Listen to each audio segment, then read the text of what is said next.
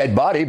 Rudy Giuliani now had a lot to say over the weekend. What do we need to understand about this week? Alan Dershowitz wrote the book, The Case Against Impeaching Trump, and the professor's with me now. Sir, good to have you back. Good morning to you. Over my dead body.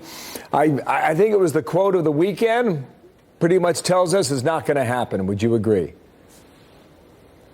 Oh, yeah. I think every reasonable defense attorney would give the same advice. We remember very carefully the Martha Stewart case, where they got her for talking to the FBI, and then Flynn. Look, the Flynn case is fascinating. I hope the judge understands when he has the case tomorrow that Flynn did not commit a crime by lying, because the lie has to be material to the investigation.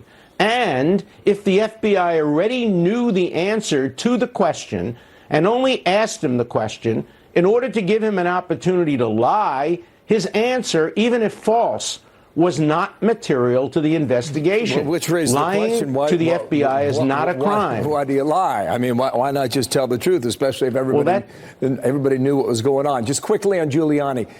You saw him on Fox with Chris Wallace. You saw him on ABC with Stephanopoulos. Did he show any cards in either of those interviews, do you think? Well, I think he has made it very clear the president's finished cooperating. He understands this is an adversarial hearing, that Mueller will do anything to try to get people to sing or perhaps even to compose, and that cooperation is now off the table. It was on the table early on in the investigation, and then it became clear to the Trump defense team that cooperation was getting them nowhere, that they were determined to get Trump by squeezing all the people around him. So I think the cards that were shown yesterday were that this investigation, as far as Trump's concerned, is over unless they try to subpoena him.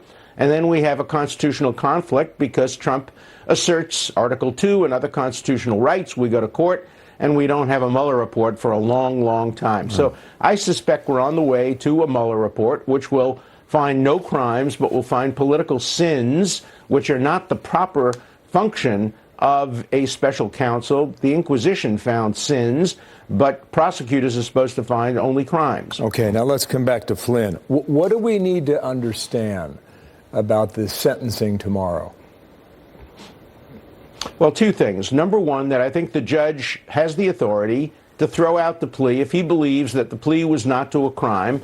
And I think he should find, as a matter of law, that when you tell an untruth to the FBI about a matter that they already know the truth about, they already know the answer, when the only purpose of the question is to get you to lie, that's not a crime, that's not a material misstatement. But if he doesn't find that, if he doesn't throw it out, and it would take a lot of courage to throw it out, I think we're seeing probably a probationary sentence. Whether we then see a pardon or a commutation afterward, that's a political issue. I'm not familiar with that. Late on Friday, a lot of folks running around that afternoon, Mueller came out with a statement saying, with regard to these charges of entrapment, a lot of pieces were written last week that Flynn was entrapped in this interview. And the special counsel came out and felt compelled to say, no, this was not entrapment. We were not there to set you up. But how did that strike you? Well, I don't think that's right. I think a lot of people are misinterpreting the issue. The question, as Mueller put it, was, did he lie or was he treated unfairly? And the answer to that question is both are true. He did lie. He had the opportunity not to lie. Nobody could figure out why he would lie. He obviously knew there were transcripts. But the second question is, was he treated unfairly? The answer is absolutely yes.